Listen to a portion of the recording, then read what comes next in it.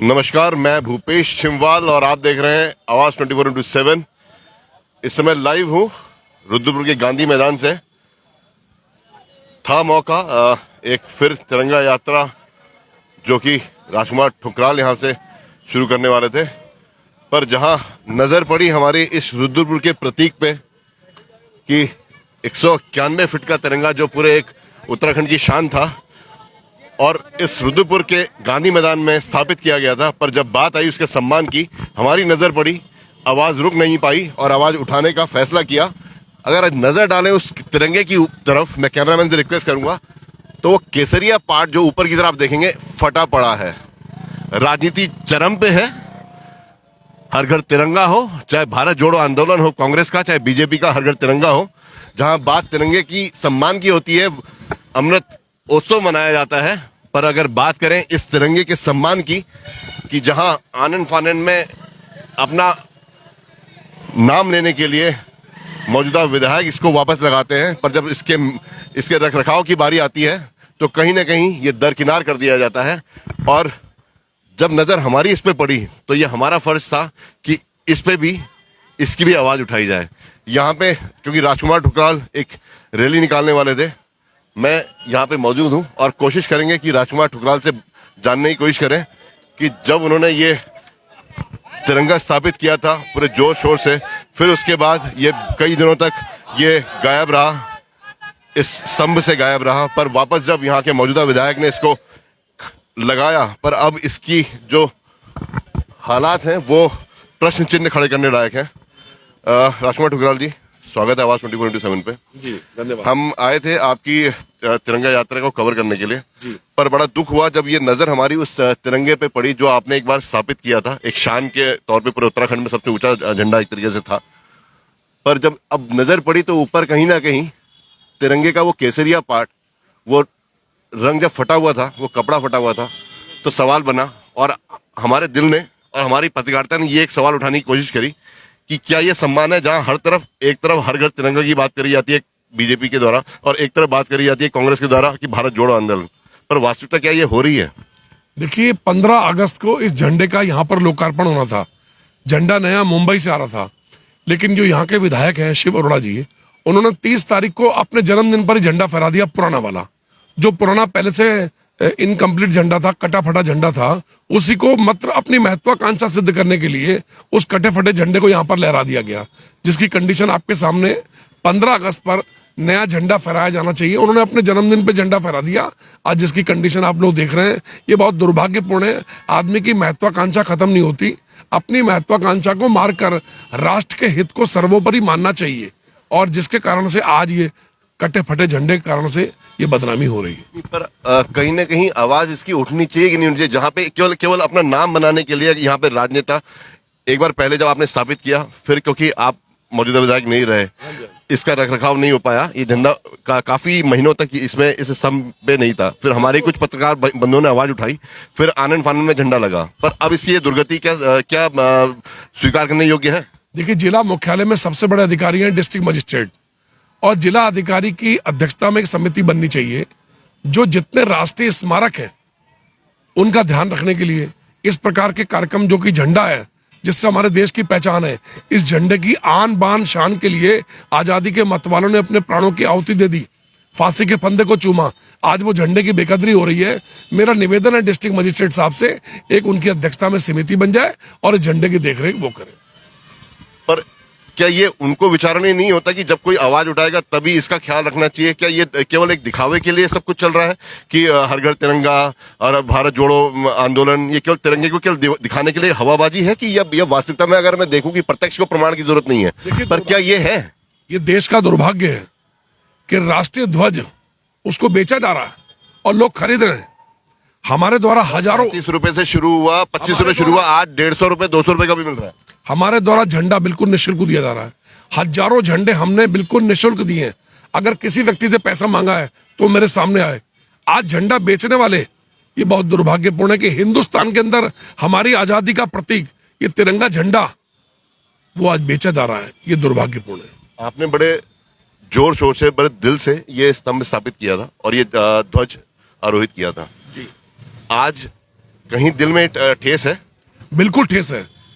पूरी दुनिया में 36 लाख, 37 लाख, 40 लाख की लागत से झंडा लगता है, बड़ा झंडा।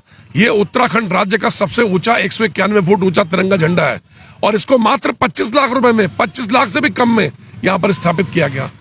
देश का सरकारी पैसा बचाया। सरकारी पैसा बचा तो कहीं वो पैसा जो बचा क्या इसके रखरखाव में नहीं लगना चाहिए? बिल्कुल लगना चाहिए। आज मैं कहता रहा हूं, डिस्ट्रिक्ट मजिस्ट्रेट साहब जो हमारे हैं पंजी, उनकी अध्यक्षता में कमेटी बननी चाहिए और कमेटी इस झंडे का रखरखाव करे। ये थे राजकुमार ठुकराल हमारे साथ। यहाँ पे कुछ और लोग हैं, उनसे भी बात करने की कोशिश करेंगे, क्योंकि कहीं ना कहीं अगर तिरंगा फटा है तो ये अपमान है इस हमारे राष्ट्रध्वज का, हमारे स्वाभिमान का। जहां से बात कर रहे हैं 15 अगस्त को ये देश के आज़ादी में इस तिरंगे के लिए सब शहीद, जितने भी शहीद हुए उन्होंने अपनी कुर्बानियां दी। पर जब इसके सम्मान की बात आएगी और इसको दरकिनार किया जाएगा तो आवाज़ उठाना लाजमी है, सवाल बनते हैं। और यहाँ पे कुछ और लोग हैं, उनसे भी पूछने की कोशिश करेंगे। सर, आप भी यहाँ पे हैं, आपने भी ये नोटिस किया कि वो ध्वज ऊपर फटा हुआ है, क्या कहना चाहेंगे इस पर?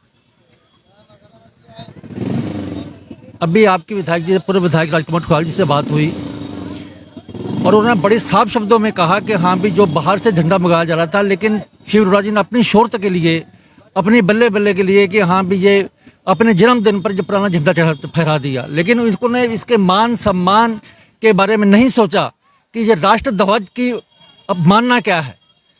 उन्होंने मानना करके इसका अपमान किया है और पुराना झंडा वहां फहराकर अपनी वाही लूटी उन्होंने। हाँ, और आज आपको भी ये लगता है और आज यहाँ पर जितने लोग यहाँ पर इकट्ठे हुए हैं, सबकी निगाह उसके ऊपर है कि हाँ भी वो फटा हुआ झंडा, एक आज राष्ट्र ध्वज हर हाथ में है, हर हाथ में, हर गाड़ी पे लगा हुआ है। और माननीय हमारे प्रधानमंत्री जी का भी यही संदेश है कि हमें हर हाथ में झंडा हो। हाँ, लेकिन हमारे यहाँ पर डिस्ट्रिक्ट उधम सिंह नगर के बीच में फटा हुआ झंडा के यहाँ भी यहाँ पर लहरा रहा है। जहाँ पे एक और मैं फिर वही बोलूंगा कि सवाल उठाने लाजमी है। जहां एक तरफ बीजेपी के प्रदेश अध्यक्ष ये सवाल उठाते हैं कि जिस घर में तिरंगा नहीं होगा उससे उसकी पहचान होगी, पर जिस ध्वज का अपमान होगा उससे उस प्रदेश की सरकार की भी पहचान होगी, उसकी मानसिकता की भी पहचान होगी। और सवाल फिर बनेगा। मैं यहाँ पे कुछ और बड़े लोग भी हैं, सर आप भी यहाँ पे हैं, क्या कहना चाहेंगे? ये सही है जिस तरीके से इसका अपमान हो रहा है? ये गलत है सर। कहीं ना कहीं सवाल नहीं उठते यहाँ के प्रशासन पे भी? बिल्कुल उठते हैं सर। तो ये आज आप यहाँ पे तिरंगा यात्रा में आए थे, लगता है कहीं ना कहीं ये सम्मान है या इसका अपमान है? ये बहुत खेद का विषय है सर, हमारे प्रदेश के लिए भी, देश के लिए भी। यहाँ कुछ और लोग भी हैं, उनसे भी जानेंगे कि जब बात तिरंगे के सम्मान की है तो सवाल मैं उठाऊंगा। अगर किसी को सवाल चुभते हो वो चुभे, अगर प्रशासन नहीं चेतता तो ये सवाल उठते रहेंगे और मैं उठाता रहूंगा। पहले भी हमारे कुछ पत्रकार बंधुओं ने इस पे सवाल उठाए थे जब ये स्तंभ बिना ध्वज के अपने शीश के यहाँ पे खड़ा था, तब आनन फानन पे इस पे पताका फहराई गई। पर आज जब पताका फहरी है वो भी फटी हुई तो सवाल फिर बनते हैं और जवाब देने पड़ेंगे। सर आप भी यहाँ पे हैं, क्या शुभ नाम है आपका? मैं विजय होटल। क्या कहना चाहेंगे इस पर? क्या ये सही है, अपमान है या ये सम्मान है? ये इस ध्वज का और इस देश का अपमान है। हमारे अमर शहीदों ने, उनके सम्मान में ये ध्वज आज ऊंचा लहर रहा है, लेकिन ये आज मुझे बहुत अफसोस हो रहा है कि इसका ऊपर का केसरिया कोना फटा हुआ है।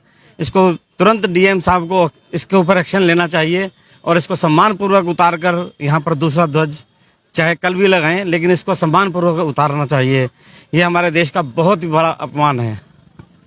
वही बोलो, हर किसी व्यक्ति के दिल में ये चुभन है, क्योंकि जहाँ पे एक तिरंगों के फहराने के लिए गाइडलाइंस 2002 में बनाई गई थी, उसके अंतर्गत ये हर एक चीज, हर एक नियम निर्धारित है कि किस तरीके से ध्वज लहराया जाएगा, किस जगह पे कितना सम्मान, किस समय, किस अनुपात में, हर तरीके की गाइडलाइंस बनाई गई। पर जब इस शहर के प्रतीक पे हमने ये ध्वज को फहरते हुए देखा और इसका फटा वो केसरिया रंग देखा तो हमारे दिल में सवाल उठे और हमने इस सवाल को उठाना भी लाजमी समझा। यहाँ पे संजय ठुकराल भी हैं, मैं उनसे भी बात करने की कोशिश करूंगा, क्योंकि आज उनके आयोजन में ये रैली होनी थी, पर जब उस ध्वज को देखा तो सवाल बने। संजय जी नमस्कार। नमस्कार जी। संजय जी मैं आया था, आपने शायद एक यहाँ पे रैली निकालनी थी, एक तिरंगा यात्रा, पर जब आप ही के भाई के द्वारा ये स्तंभ एक स्थापित किया गया, एक सबसे ऊंचा एक राष्ट्रध्वज यहाँ पे स्थापित किया गया, पर जब उसमें फटा हुआ हमने वो केसरिया देखा, जी जी, मेरे तो ये क्या ये सम्मान है या अपमान है? ये देखिए ना, बहुत ही क्वालिटी अभी 10 दिन पहले ही लगाया है और फट जाना ये तो बड़ा ही गलत है। और वो भी कल 15 अगस्त है और उससे एक दिन पहले झंडा फटा हुआ दिख रहा है। ये हमें भी, सभी लोगों में आक्रोश है। लोगों ने हमें बताया कि झंडा फट गया है। हम तो ये तिरंगा यात्रा के लिए आए थे, हम यहाँ पे इकट्ठे हुए गांधी पार्क में, और हमारी अभी तिरंगा यात्रा शुरू होने वाली है और ये झंडा फटा हुआ है। मैं सरकार के जो सरकार की उस पे पैसे लगाए, शासन हो चाहे शासन हो, सब सोया हुआ लग रहा है। उनसे वो पता नहीं क्यों देख रहे हैं लोग, सबकी नजर पड़ गई मुझे तो। लोगों नजर सबकी पड़ी है सर, नजर सबकी, ऐसा नहीं है सर। आप पूरे दिन, पूरा प्रशासन, हर तंत्र, आश्रम, हर घर तिरंगा, एक जो अभियान बीजेपी ने चला रखा है उसमें लगा हुआ है। पर जब आज सीएम भी यहाँ पे थे, पर ये दूर से दिखने वाला तिरंगा किसी को फटा हुआ वो नहीं दिखाई दिया सर। पता नहीं क्यों नहीं दिख रहा उनका। आज वो उनका ध्यान उधर वीआईपी में ज्यादा ध्यान, इधर ध्यान नहीं जा रहा होगा, इसका मतलब उनका। संजय ठुकराल यहाँ पे थे। मैं फिर बोलूंगा, राजनीति हवाबाजी हो या होती भी है, पर अगर सम्मान तिरंगे के उस पे उठेगा, सवाल उसके ऊपर उठेगा और उसकी बदहाली होगी या उसका अपमान होगा, तो सवाल हमारे भी उठेंगे और हम आवाज उठाते रहेंगे। आगे भी अगर कुछ भी अनियमितताएं इस शहर में या हमारे आसपास होंगी, हम तब भी आवाज उठाएंगे। और इसी आवाज को सुनने के लिए बने रहिएगा हमारे साथ। मैं भूपेश सिमवाल अपने कैमरामैन वीरू के साथ। जय हिंद, जय भारत।